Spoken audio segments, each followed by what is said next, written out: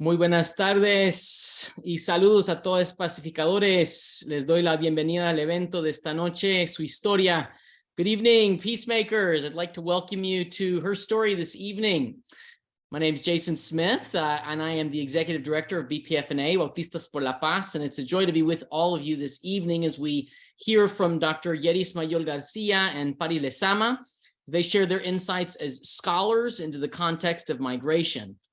This is the first of a four-part series that will lead us into March, in which the United Nations celebrates International Women's Day on March 8th, and many other countries celebrate Women's History Month. And we wanted to uplift the stories of women peacemakers, of peacemakers who are doing work to promote migrants' rights and working for justice in their context, specifically lifting up the stories of women as they journey in migration. And I hope these stories will pull all of us more deeply into the work of peace and justice in our own context, in our local communities. Just a few announcements as we begin. Firstly, I want to give thanks to the H.C. Gemmer Family Christian Foundation for their generous grant, which made this webinar possible. The Gemmer Foundation supports projects for peace, justice, racial justice, and interfaith engagement, and we are tremendously grateful for the Gemmer Foundation's support.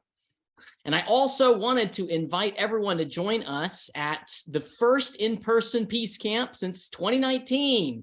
We're going to be in San Juan, Puerto Rico, June 26th through 30th, with our theme of moving mountains. Who's coming to peace camp? Raise your hand, everybody. A few out there. Well, we are opening registration very soon, and we really hope to see you in person in June. We're really excited about Peace Camp this year.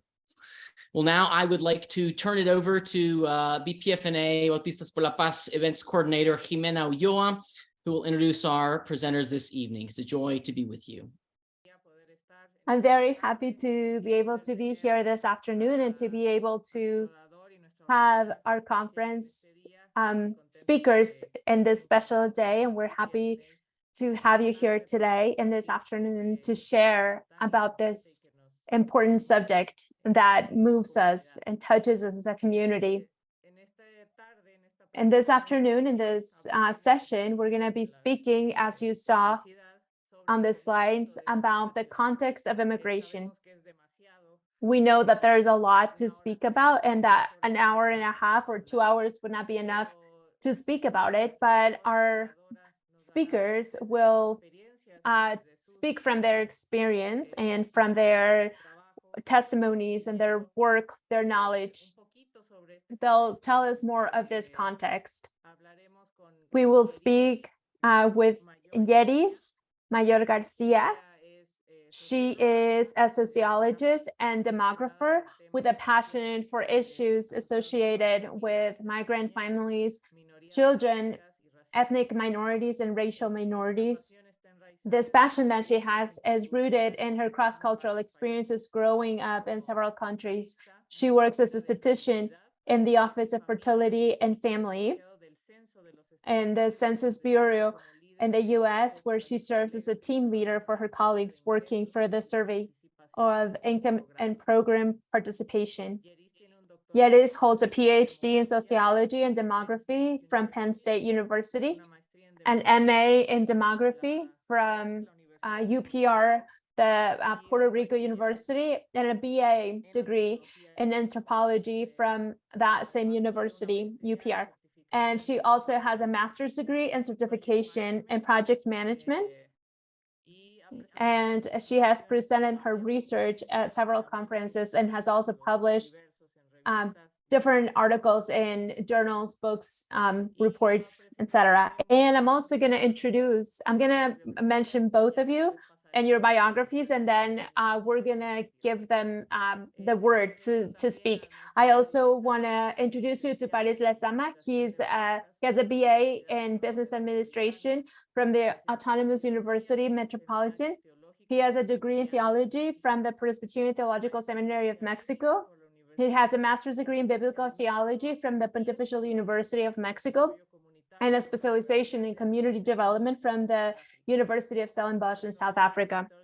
He is currently Director of Operations at El Pozo de Vida. It's a social a civil organization. It's an organization that fights human trafficking and smuggling. He's a consultant for development projects and partners in Community International in Mexico. He served as a legislative advisor in the Senate of the Republic for themes such as immigration, human rights, and foreign relations with Latin America during 2 different legislatures. He's also a consultant for the Regional Coalition Against Human Trafficking that fights these crimes at a Mesoamerican level. He is from Mexico City. And I forgot to mention also, well, although from the Puerto Rico University, we know that Yeris is from Puerto Rico. She is currently living in Washington. So without any further ado, and to not take any more time, we're going to start. Each of them are going to speak for 20 minutes. They have some presentations, and after that, we're going to have a time for question and answer and comments. If you start getting questions, you can write them up on the chat so that you don't forget, and so that we can share them in the question and answer time. So I'm going to give the mic to Yeris, and thank you for being here. So I'll speak in English, but thank you so much, Jimena, for that introduction. And let me share my screen. Okay, I think I got this, but I can't. I don't think I can see the chat when I share. Oh, wait, yep, I need to click over here. Move the chat over here. Excellent. Okay, great. So yes, thank you so much for having me. I am super excited to be a part of this panel. I love talking about migration, and the title of this presentation is The Big Picture: Migration from Latin America and the Caribbean to the United States. And I'll have a special focus on women. Make sure this moves. Great. Okay. So as a sociologist and demographer, I love statistics. So I look forward to sharing what I see as the big picture of immigration to the United States through that lens, and with a special focus, like I mentioned, on women and girls. So I'll be covering kind of the basics of migration, some current US immigration trends, and then also talk about some key US migration related policies. I worked on a government detail for 2 months with the Office of Refugee and Resettlement, supporting their efforts to provide services and care to unaccompanied migrant children in early 2021. So I'll also be commenting a little bit on this population. And then I have some closing remarks. And of course, at the end, I welcome questions in the Q&A.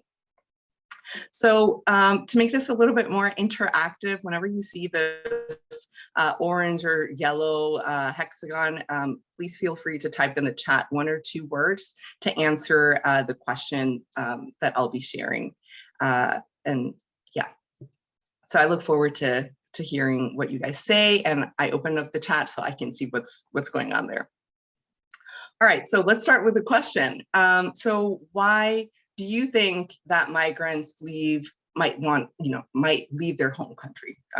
Let me clarify, most migrants do not want to leave their home countries. So what are some reasons why migrants actually leave their home country, and thinking about these past 3 years? So feel free to type in the chat.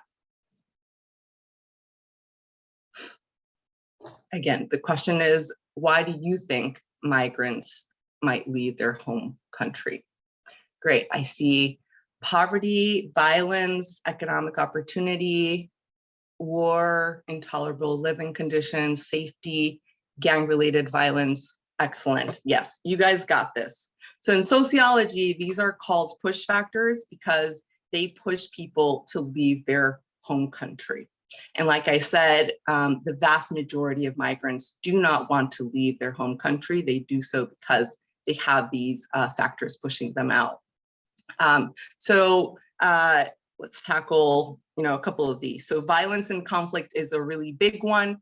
There are many different types of violence. For example, there's gang and drug violence, which have been particularly impacting the countries in what is called the Northern Triangle. That is El Salvador, Guatemala, and Honduras, in addition to Mexico. There's also political violence, which has really impacted Nicaragua and Venezuela. For example, since 2021 in Nicaragua, opposers of the current president's fourth term suffer from detainment, persecution, and violence. There's also domestic and abusive relationships with parents or relatives, and this is especially true for migrant women and the LGBTQ community, who suffer from high rates of sexual, physical, and emotional abuse from their partners and men. We also have natural disasters and climate change. In 2020, right, was the worst, was the strongest ever recorded Atlantic hurricane season, with more than 30 storms. As you can see in some of these images, one example is, 1.7 million people were displaced across the region of the Northern Triangle just because of two hurricanes, Ida and Iota. So, this is also push factor. COVID has exacerbated the inequality throughout the region, and this has been through, illness, death, the loss of jobs, and also the closure of schools. And all of these different factors have combined to increase poverty, which in and of itself is a push factor, because people, will try to find better jobs and access to quality education. But really, in the past couple of years, all of these factors have combined. Poverty levels are really high, and food insufficiency levels are, up to levels unseen before. And women already face higher poverty levels and lower access to quality education. So these can also be very strong motivators for migrating, especially to support their children or other relatives in need. Great. So why do migrants come to the United States? So let's see some of your thoughts on this. What are some reasons why you think all of these people who are pushed from their home countries and places of birth, why are they arriving to the United States? And please feel free to type in the chat. Okay, opportunity, desperation, unrealistic expectations, right, to kind of achieve some of those goals of job, better paying jobs, access to education, family, the social network is really important, yep, and jobs. So yes, you guys got this again. In sociology, this is what we call pull factors, because they pull people to a specific destination. And in the United States, there are very strong pull factors. One is the historical US economic, political, and military interventions in the region, which have resulted in very strong, pervasive ties to this area. So for example, the United States, expanded their territory, and they annexed and invaded parts of Mexico and Puerto Rico, which are now part of their territory. US companies have also invested and influenced economic and political decisions in other countries, like historically through the sugar and banana companies in the 1800s and 1900s. There's also a very large need in the United States for low-skilled migrant labor. And in the case of women, domestic work as maids and caregiving for children are occupations where Hispanic immigrant women make up a significant proportion. And like some of you mentioned, there's the social migrant networks, right?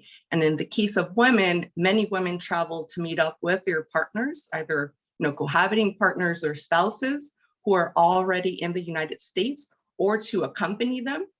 And girls and children might also travel to live or meet up with their parents or other relatives. And so these are all factors that pull people to this country as a destination. So what is the result? Now I'm going to switch and talk a little bit about current US immigration statistics. So in 2021, in the United States, there were 45.3 million people born in another country. They made up 13.6% of the total US resident population. And of that group, about half, 22.7 million, were born in Latin America and the Caribbean, with 10.7 million people born in Mexico and 3.3 million born in Guatemala, El Salvador, or Honduras. So, okay, this is a population pyramid. These types of graphs are one of the greatest tools of demography because they show the age and sex structure of a population. So a population pyramid shows the percentage that each age group within each sex makes up of the total population. So if you add up all of the bars in this graph, all the red bars and all the purple bars, the total is 100%. And in this case, the 100% is all of the native born people in the United States. And females are always on the right side of the graph. In this case, they're purple, and men have the red bars. So in this specific graph, if we're looking at 35 and 39-year-old men, they make up 3.1% of the total native-born population in the United States. And it's about the same for 35 to 39-year-old women, 3.1%. So stable populations like the United States have a somewhat rectangular shape.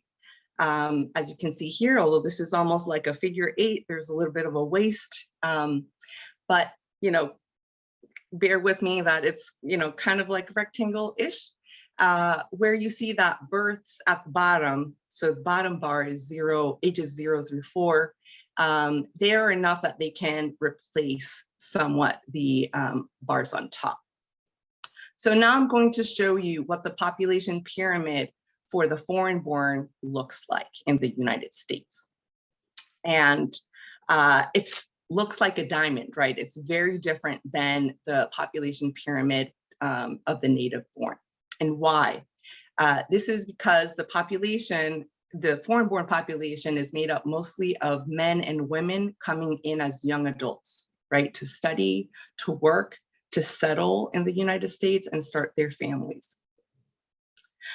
For example, immigrant men, there we go, ages 35 and 39-year-olds, right? So the same group that we just talked about, they make up 5.1% of the total foreign-born population in the United States.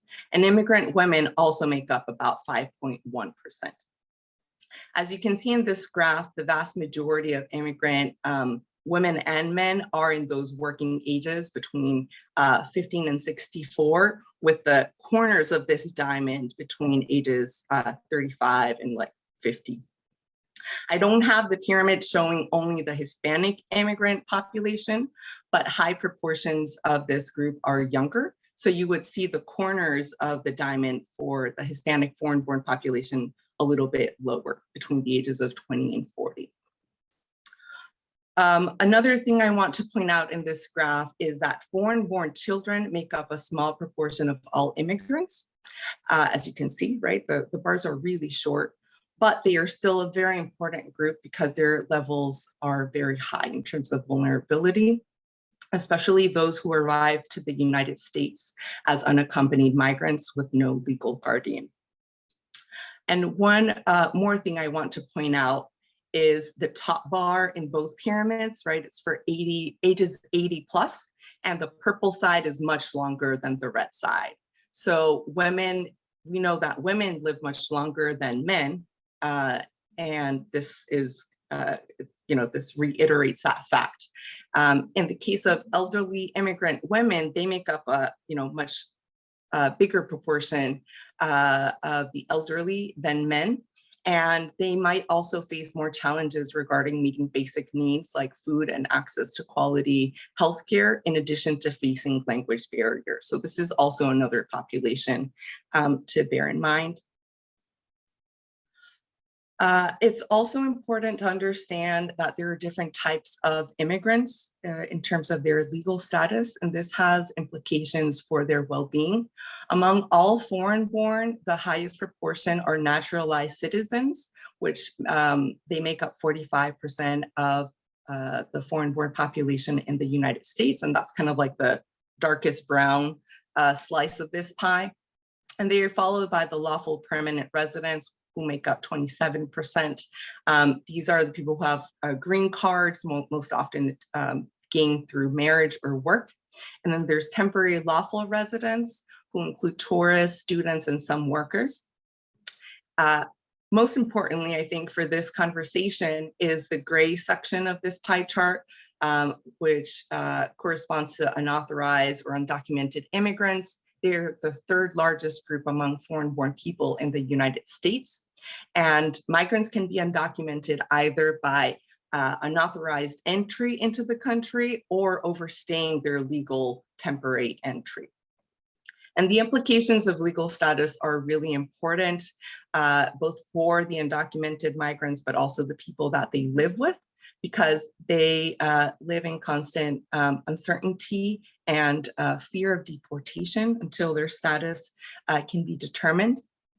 And it can also add a lot of pressure to stick to a really bad situation. And so, for example, immigrant women are at already higher risk for domestic violence, but also face many more difficulties escaping it. One study found that 48% of Latinas reported partner violence had increased after immigrating to the United States. Undocumented immigrants also suffer exploitation from employers due to fear of losing their job or losing wages. So the unauthorized immigrant population in 2019 was made up by about 48% who were born in Mexico and 18.3% who were born in the Northern Triangle.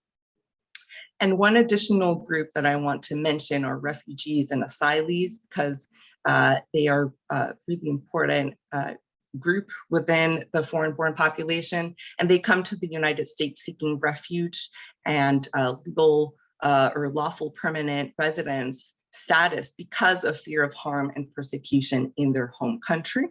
And the distinction between these two categories is really just in the timing of the request, if it happens before they arrive to the United States or during after arrival. So, okay, quickly in the chat again, what do you think, what are some of the dangers that migrants might face when they enter the United States without authorization? So yeah, if you want to type this in the chat. So yeah, what do you think is the journey like for migrants entering the United States? Yes, very dangerous. It can be very exploitative. There is risk of deportation, absolutely. And yes, kidnapping, víctimas de trata, and Paris will definitely dive into this a little bit more. I'm just going to mention a couple of things. Despite traveling now in caravans, right, in really large groups, more often than before to try to diminish these risks, migrants still face significant risks traveling to the United States. And this can include different types of dangers to health because, and yeah, death also because of hunger, fatigue, accidents, illness, weather, right? Crossing the US southern border during winter can be quite perilous. There's also the danger of violence, both sexual and physical, which women and girls might be very likely to suffer from this and end up with either unwanted pregnancies and sexually transmitted diseases. Migrants might also suffer kidnappings and extortion from smugglers, gangs, or police. They might also suffer from discrimination and racism through the countries that they're crossing, and family separation. And so all of these, are very traumatic, and it's very dangerous to take on this journey into the United States. So what happens when they do arrive to the border? And so now I'm going to shift a little bit and show you some statistics about that. So this graph shows the number of encounters by Customs and Border Patrol in the United States with migrants along the US-Mexico southern border in the past 3 years by month by countries of origin. So in early 2020, as you can see in the lower portion or left portion of this graph, Mexico was the most common country of origin, which is kind of the middle section of the graph. In 2021, El Salvador, Guatemala, and Honduras, which is the northern triangles, and that would be like the light purple, or people who were encountered, migrants who were encountered from these countries made up a much larger proportion of this group. And by 2022, as you can see, other countries really are the ones who are encountered at the border. And where are these migrants coming from? When we say other countries, it really includes Colombia, Cuba, Nicaragua, Peru, and Venezuela. So quite a diverse population. This is another graph. It shows the same graph, but sliced up by a different category. It shows the number of encounters by the travel companion category. And so although the vast majority are single adults, which is like the dark yellow at the bottom, right? They make up a large proportion of all of the encounters happening every month at the border. There was a really large increase in the yellow, the people traveling in families, which is the middle section, and also those who are unaccompanied minor children at the top. And to clarify, unaccompanied minor children just last year in fiscal year 2022 were teenagers. 72% were ages 15 through 17, and 89% were from the Northern Triangle, and 23% were female. So, okay, so we've talked a little bit about some of the statistics, right? Now I'm going to shift to talk about some of the policies that are impacting migrants who are coming into the United States. So Title 8, under Title 8, migrants are apprehended at the border and processed, and then this results in removal through deportation or parole in the United States until their status can be determined, and they can seek asylum. The result has been long times in detainment for migrants and or long times in parole, right? The court process can take years. It also results in migrants having a record, and it can result in removals or deportations. Under Title 42, migrants are apprehended and immediately removed or deported with no proceedings due to serious danger to the introduction of communicable disease into the United States. And very importantly, asylum is not offered. The implementation of this legislation really started in March 2020, and it originated in the White House by the Trump administration during the COVID-19 pandemic. But it was not the Centers for Disease Control, it was not health officials who proposed this. They actually opposed this legislation.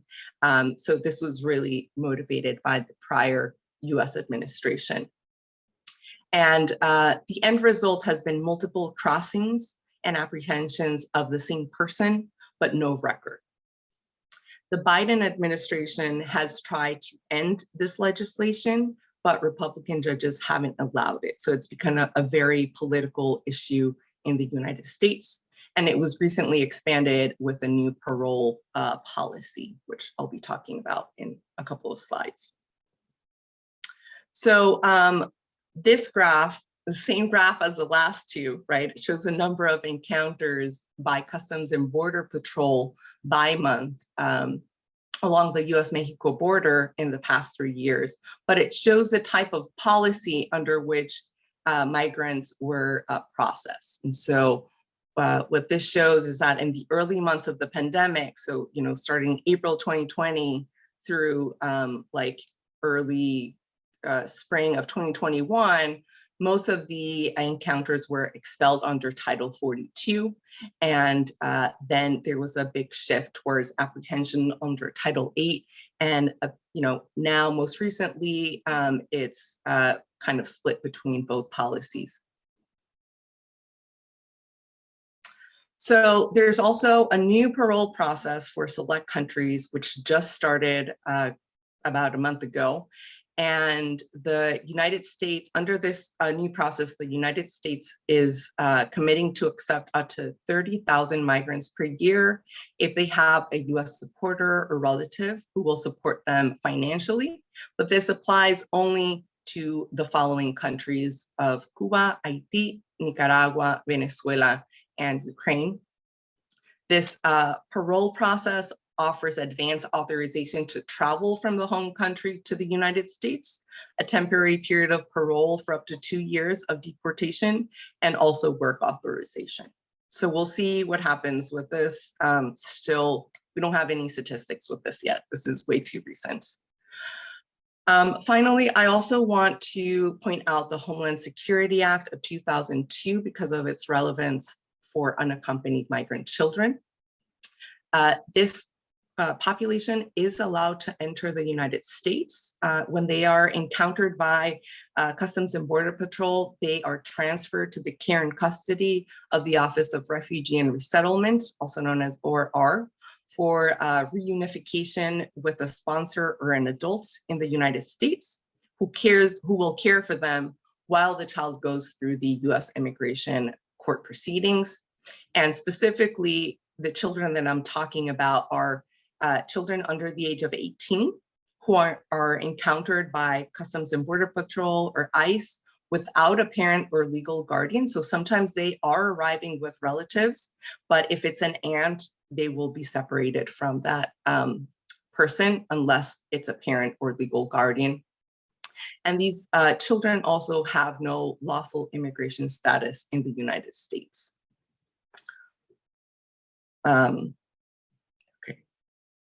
Okay, so that's a lot. I know I just sent a lot of information your way. I do want to kind of provide some closing remarks, kind of summarize or point out the highlights of what I want you to take away.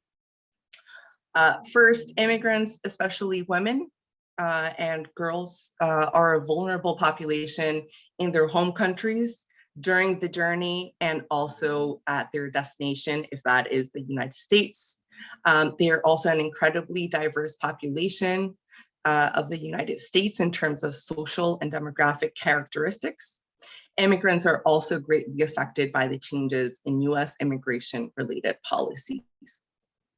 So what are some things that we can do, right? We can take action, and we can take action either directly or indirectly. We can volunteer to help migrants and migrant-serving organizations. We can also donate items or money. Indirectly, we can weigh in on political and economic policy that affects Latin America and the Caribbean or other countries. Also, we can weigh in local policies. Reducing our carbon footprint and engaging in climate changing actions can also be an indirect way of taking action. And we can also learn about migrants and their experiences and share this with others, and also, continue doing research on these populations to further our collective understanding. Here are some additional resources. If you're interested, the Pew Research Center has an email mini course about the United States immigration process and statistics. And here are some books on history of Latinos in the United States and also ties of this country to Latin America. So yeah, thank you so much. Muchas gracias. And I'll pass it on to Paris. I think I would like to start with two stories that we've discovered, two stories that I think represent a lot of what we've lived throughout the years as we accompany immigrant people through their transit through Mexico. One of them, it's a guy whose name is Manuel. He was 14 years old when he was actually 8 when his dad went to the US to work. When he was 14, his mom got married. She got together with some guy, with a person from Mexico. He's from Guatemala. And so his mom marries a Mexican. They come here to Mexico to live. And as it turns out, I remember Manuel was a very thin person. He was so skinny, and his face was like, his features were a little bit indigenous, and his skin was slightly dark, and he was really skinny and short. So he wasn't really strong physically, but his stepdad made him start working, and he got him to start working on the field that he had. While with what he would make out of that, he would get drunk and things like that, and he abused his mom. I remember that when they were living here for a year, when it turned a year that they'd been living here, he decides to leave Guatemala, and we got to know him in a migration station that's like a detainment center. So we met him there, and he told us that he was going to the US to get to know his real dad. And when we asked him where his dad lived, he said, I don't know. He lives in the States, so I'm going to go look for him. So for us, that was like, you have no idea what you're saying, because he didn't have any idea where to start looking for his dad. And so we would ask him, like, okay, why are you going to the States? Why are you going to be with your dad? And he said that he had a last memory with his dad, and it was that when that his dad put him on his shoulders and he got some mangoes from a tree, and that was a very happy moment for him.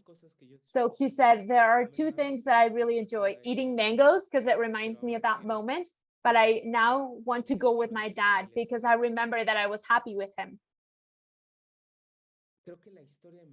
And I think Manuel's story really reflects the reality of thousands of young people and children who go to the States to try to find their families.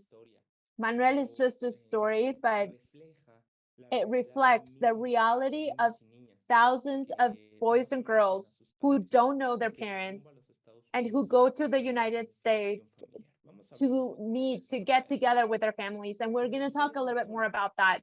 And then the story of Sol, it's a bit more tragic. She's from El Salvador, and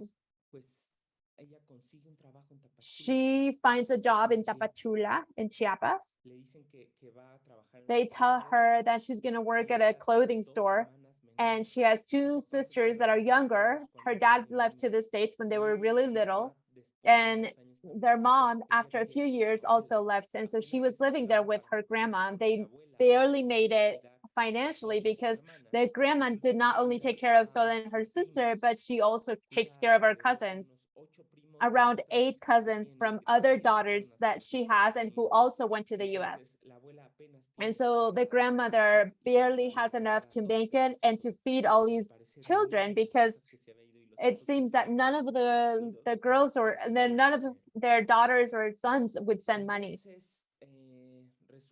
So as it turns out, Sol gets a job in Tapachula in a clothing store, and she leaves when she's 15 to work there. When she crosses between Mexico and Tapachula, the person that's driving switches their personality and they become really violent towards her. And so they stop, they send her to another truck where there are other people. And then they tell her, you're not going to go work to a clothing store, you're going to work at a bar. And so they make her prostitute herself with different people. And I think that when we talk about migration, without a doubt, we are talking about the need of people of leaving. it's without a doubt the conditions that push the migrants out are very strong. And so in that sense, Yeris was telling us a little bit about this. But today, I want to tell you a little bit more and to places in the reality of the migration situation in Mexico. Mexico, as a border to the US, is the country that by four is like mandatorily thousands of immigrants have to go through. It's calculated that in Mexico, 1 migrant per minute crosses the border without any documents, 1 person per minute, counting the 24 hours of the day. So we are talking about between 400,000 and 500,000 immigrants. This amount, the first time it was accepted officially, it was by the current chancellor, Marcelo Ebrard, in 2018. So this amount of 500,000 people who go into the States without papers. Why do all these people leave Central America? Yeris was telling us a little bit about that. So I'm only going to say that there are economical causes, but a lot of what I put here, she already mentioned. So I'm going to go a little bit deeper in some of the things, which is there was a robbery like the last century in Central America that took to a really impoverishment of this region. There were companies like the United Fruit Company that bought 80% of the fruit fields in Guatemala, and they would only pay 0.004% of taxes of everything they made by exploiting those fields. And so exploitation was huge. So also we have that the industrialization arrived and it generated an abandonment of the fields. And so when they go to the industry and it turns out it didn't work as they thought, and they wanted to go back to their fields, but they had already been bought by the United Fruit Company, the people start having money. And also the increase in the money exchange, and that has been one of the best incomes for Central American countries and Mexico as well. Also, there are political causes. There were a lot of political movements in Central America that took people and the generation of guerrillas, and these guerrillas at the same time generated migration flows. And also on the political side, there's a lack of public models in the countries to generate conditions that would allow people to have access to their basic needs. So in that sense, political causes are also pushing people out. The causes of security. With the abandonment of the children, I don't know if you realize, in the story of Sol and Manuel, we realize that the children are being left alone to the care of their grandmothers and grandfathers in the Americas. And the grandparents cannot take care of these kids any longer because it's not just their kids, but we're saying that the grandmas have all the children from the different daughters and sons. And so they have to watch all the grandchildren, 10 to 12 per grandma. And so that is very interesting because since the children don't have a core family, they go to look for their family. And what's going to be their family? Gangs. It'd be awesome if it was churches, but sadly, it's gangs. And so in that sense, gangs start to grow. We've heard a lot about the Maras Salvatruchas or M13 or M18. And so in that sense, it's because of the lack of paternal figures in homes. And so children find in gangs a refuge. And the lack of work opportunities also take people, because of violence, to get those factors. And the last one is the family causes. And here we want to highlight that family is also a pushing factor. The family culture, you know, like my grandfather migrated, my dad migrated, so it's my turn to migrate. So we have this family culture of migration. And we also have the fact that there's pressure from the family to fulfill the role of supporters. And we've seen that a lot in girls, like, for example, from Venezuela that come to Mexico, and their families from Venezuela are pressuring them to to prostitute themselves so that they can send some money back to their families in Venezuela. So family pressure is also a factor. And the last one is the yearning for family unification and gathering. And that between 2013 and 2019 was the main reason why children and teenagers were migrating to the United States, according to the interviews that we made.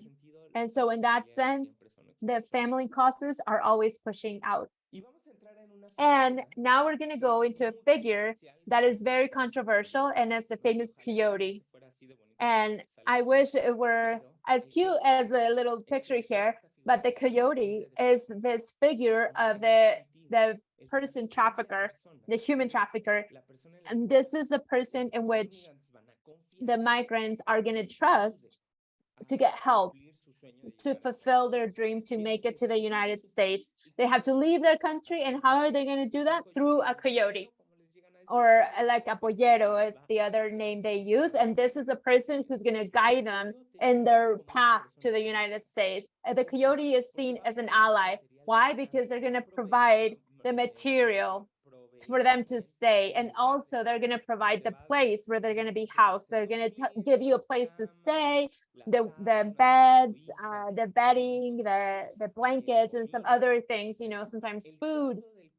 And the cost that they pay, it's approximately $10,000. One person in Central America pays about $10,000 to the coyote to go to the United States. What's the point with that? The coyote is not going to receive the money always altogether. The person that's going to migrate, for example, maybe they're going to sell like their field or a car or a house to get some money to pay them. And the rest of it, it's a debt that will have to be paid later on with interest. And so in that sense, the people who hire a coyote, they have 3 attempts to make it to the other side. So if you're going to hire a coyote, if immigration apprehends you and they deport you, you're going to have another opportunity. So if they do it again, you have a second or a third chance. But in the last chance, you lose your money. So in that sense, they give you 3 chances. Why 3? Why do they give you 3 opportunities? Both in Mexico and the States, human trafficking, this that we know as smuggling, it's a crime, not a crime against a person, but it's a crime against the state. So when a person who's a migrant identifies a smuggler, this person will have to face the law and will have to go to jail. In Mexico,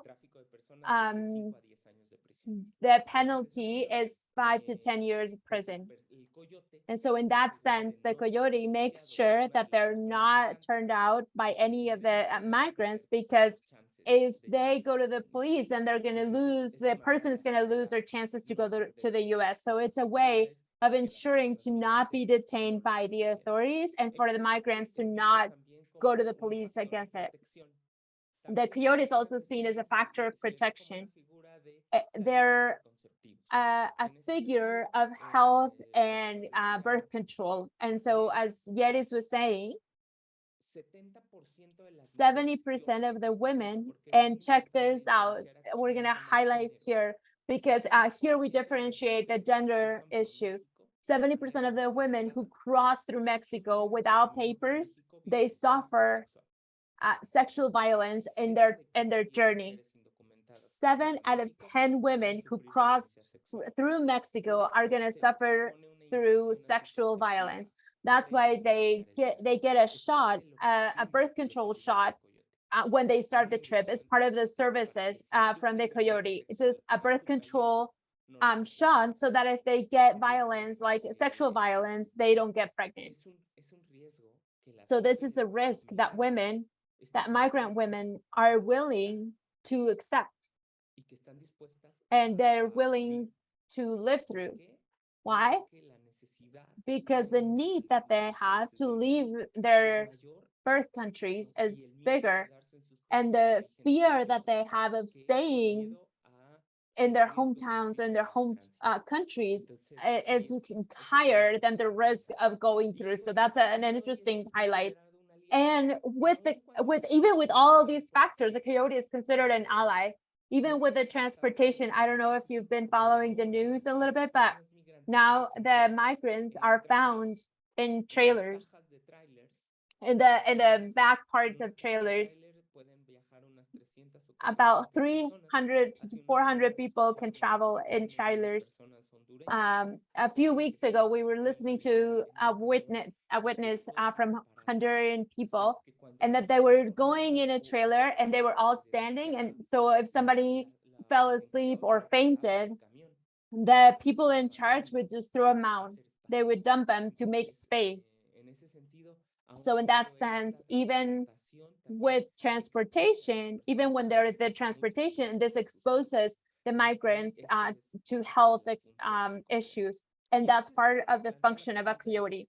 And so this gives us a question: why would migrants have to go to a coyote? Mexico? This is Mexican statistics. And this has to do with arrests of migrants. How many migrants has the National Institute of Migration that are in charge of the migration subject in Mexico? In that sense, here we can see how these numbers this is not by year.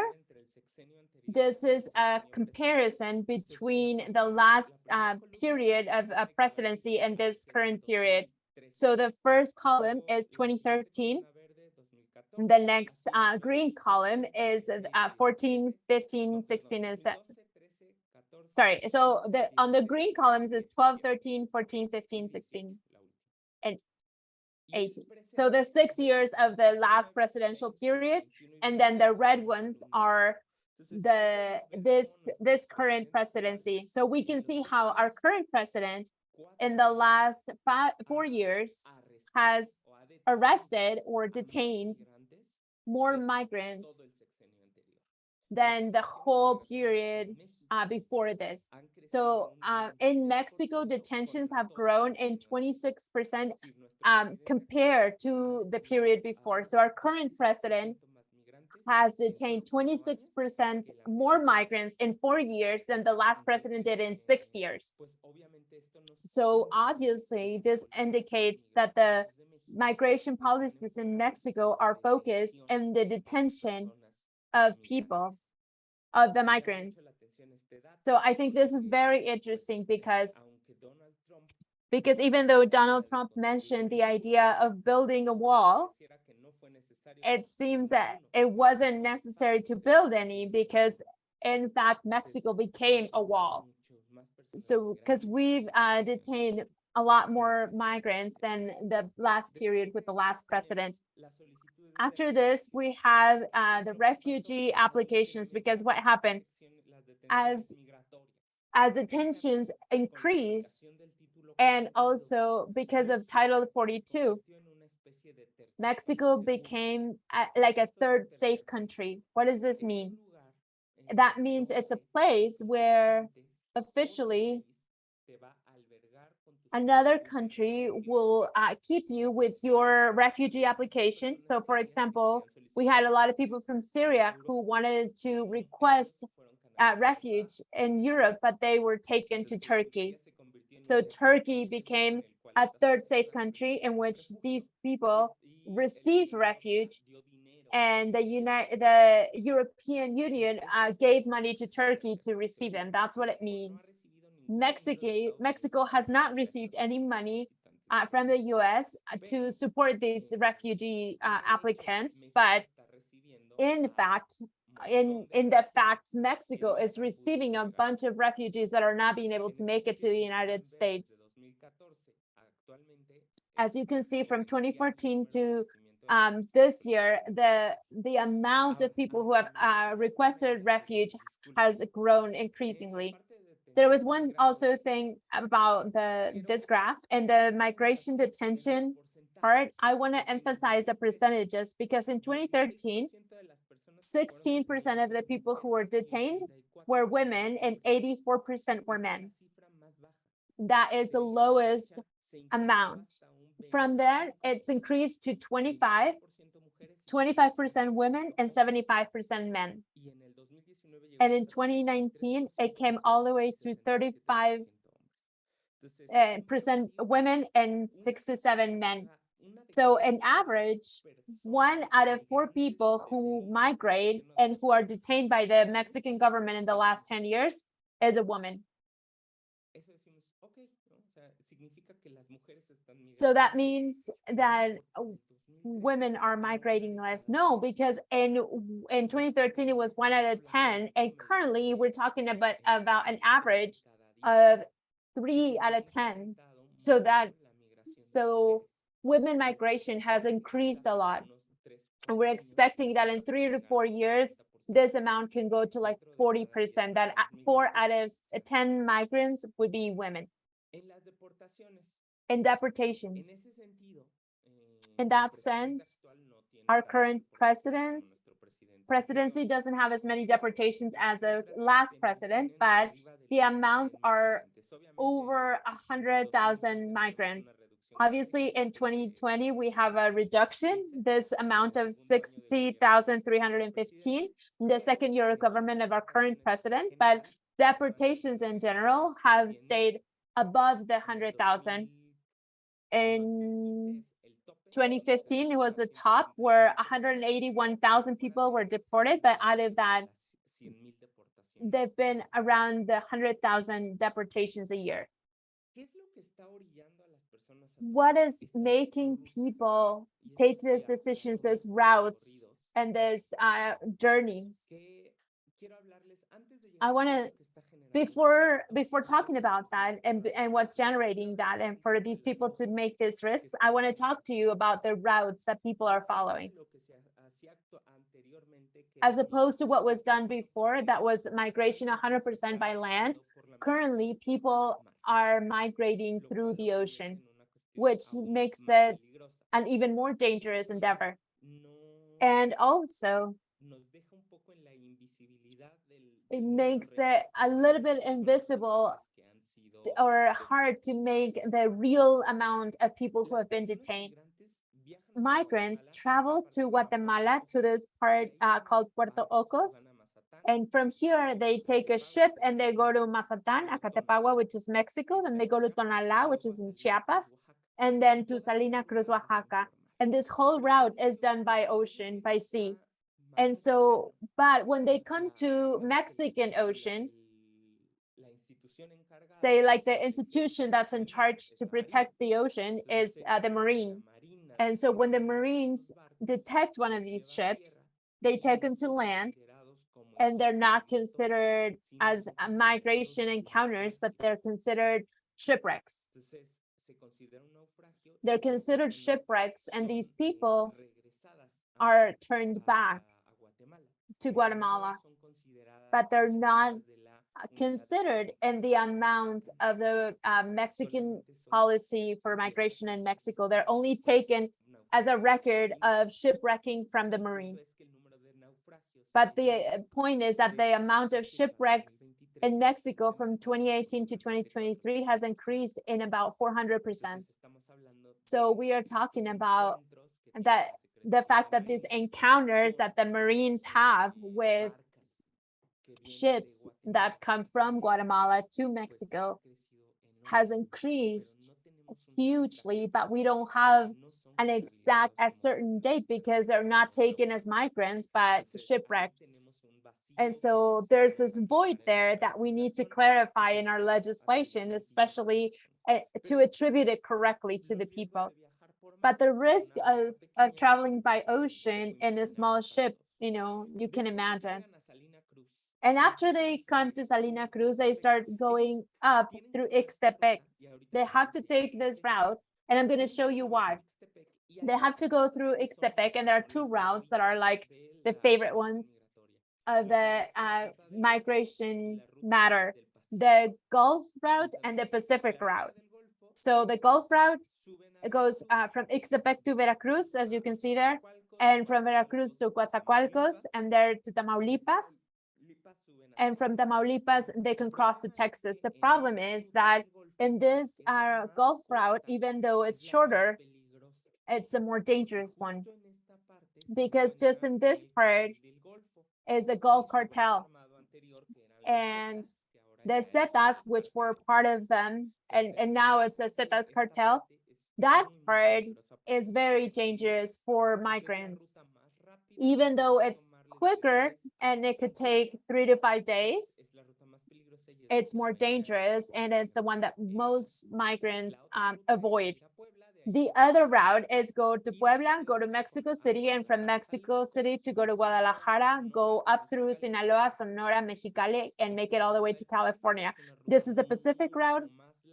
It's a lot longer. It can take a week and a half to 2 weeks, but it's slightly safer. What's happening here? What is happening currently is that the policy for migration contention in the Mexican state has destined 4 lines of contingency starting on 2019. What does that mean? That for starters, before, the state policy had to do with the Migration Institute of Immigration, and the public service would do the work of detecting migrants. But starting in 2019, the National Guard, Guardia Nacional, is currently an arm or a branch of the army, and this branch has the functions of migration contingency. So several people in the government that we have friendship with, that are high politicians in immigration, they have told us that they have to respond in military offices. And so the army has taken control of the migration policies in Mexico. And so part of this generates 4 contingency lines. One of them is at the border, where Chiapas, Tabasco, and Campeche are, so in the south. And they watch for people not to come into Mexican territory. Then we have another line, that's the second line from down up, and the Huantepec, it's like the narrow side between the Pacific and the Gulf. And there we have a second line that is from between Oaxaca and Veracruz. So it's a third one from down up. And there's another military line. There are about 80,000 military people watching over this area, 80,000 people doing contingency for migration. So we have that second line. And so crossing through the ocean, I don't know if you can see here on the dot, the first dot, if you cross through a ship, then it allows the immigrants to go all the way through Salina Cruz and avoid 2 of the contingency lines. And so they come to this area, and by that, they've already passed 2 of the lines. So then they're going to have to go through the third line, that it's the whole area of Puebla, Mexico City, Mexico State, Tlaxcala. And then that's where a third line of contingency is. If they make it across Mexico City, they're not going to have as many problems until they make it to the border. And at the northern board, we have a 4th contingency line. That's why we have almost 400 or 450,000 migration detentions in the last year because of the contingency policies of immigration of our country. So Mexico is doing the work of contingency, the immigration contingency of the flow towards the United States.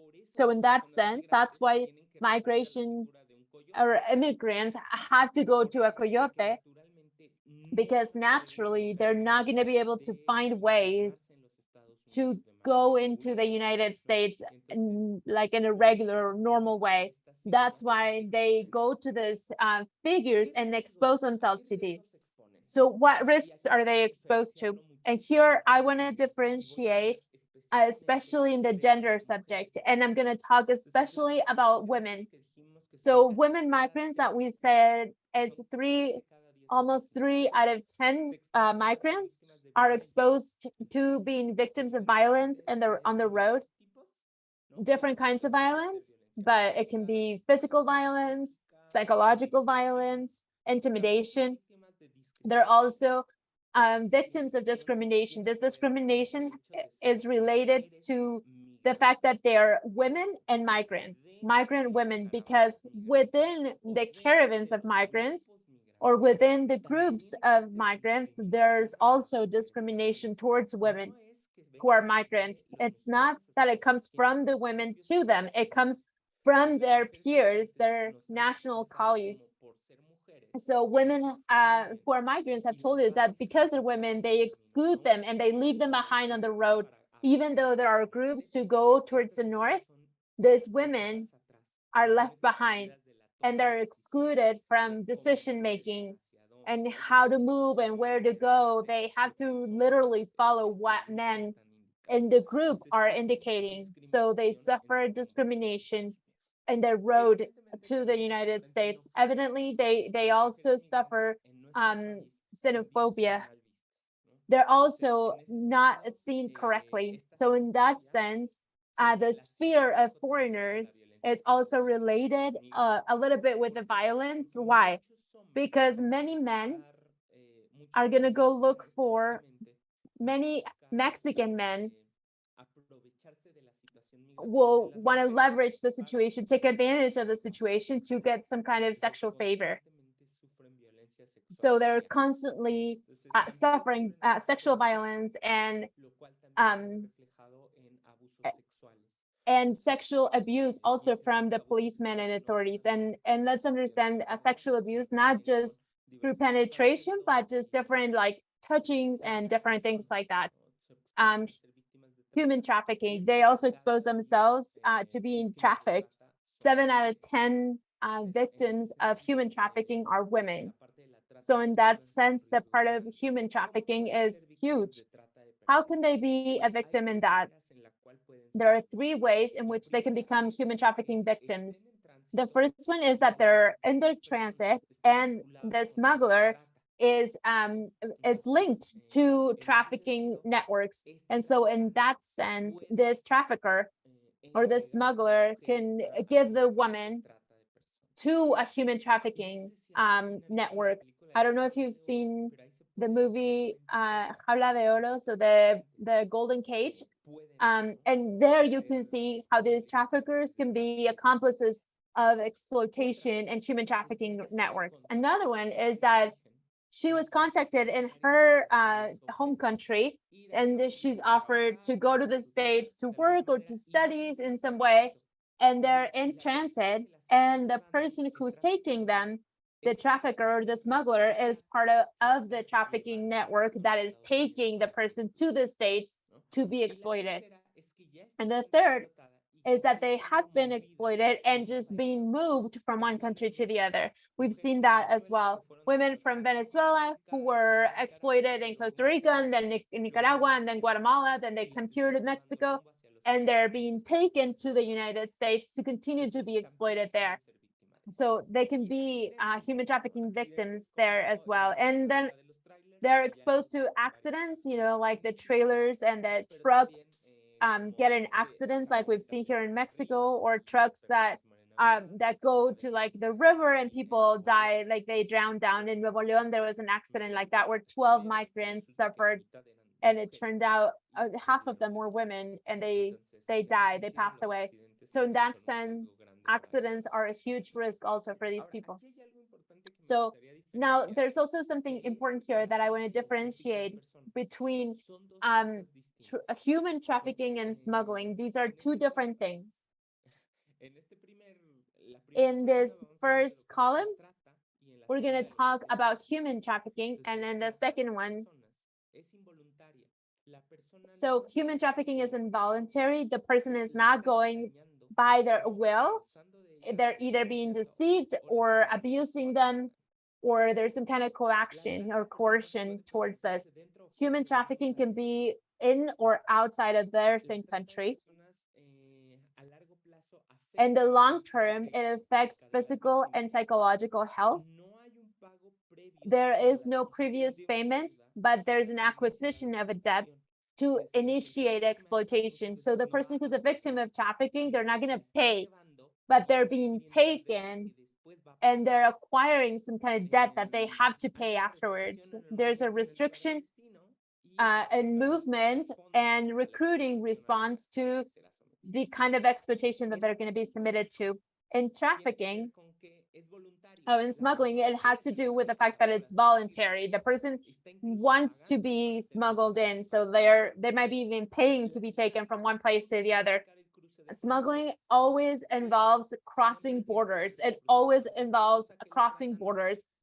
Human trafficking does not necessarily involve that. It doesn't always have to do with crossing borders. There are human trafficking victims in Mexico or in the US, that's human trafficking, but smuggling always has to do with crossing borders. In smuggling, going the journey is a risk for the health and life. There's a payment in advance. Money is one of the factors for the journey. There is no restriction of movement towards the destination. The recruiting is not thought beforehand. I'm going to recruit whoever wants to pay. I'm not going to be looking out for them. I'm not going to take their documents. And the objective is to make it to another country. So I'm going to pay to make it to a country that I can't make it on my own. And at last, is that it's a crime against the state, not against the person. The person who's being smuggled, and they're not committing a crime, but the one who's committing the crime is the person who's taking the one who's being smuggled. So that's a little bit of the context that we're living through in this country. I'm giving you a little bit of statistics and the reality of what is pushing migrants out. We also talked a little bit about this matter of the routes and the figure of the coyote, the current policy of the state that has to do with full contingency and not attending the crisis as an issue of human rights, but as an issue of security. So in that sense, I would like to close up and wrap up by saying that it seems that even though from the government of Mexico, they're wanting to empower the countries in Central America because this is real. There are two programs that are key in the government of Mexico. There are two key programs from the government of Mexico that are being run in Central America. That is Young People Building the Future, Jóvenes Construyendo el Futuro. And one other one.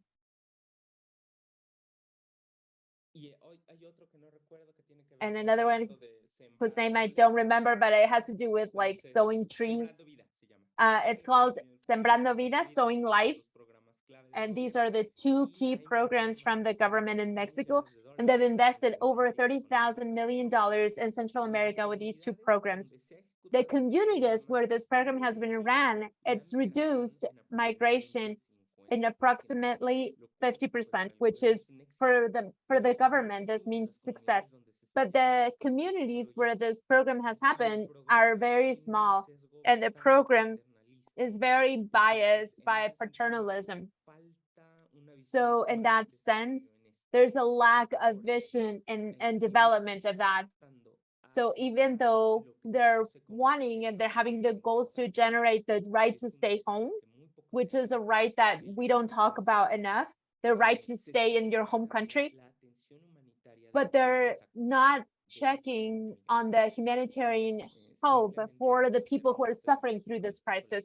The northern border is collapsed because housing is saturated. Mexico is receiving 30,000 people a month who are deported from the United States with this program called Stay in Mexico.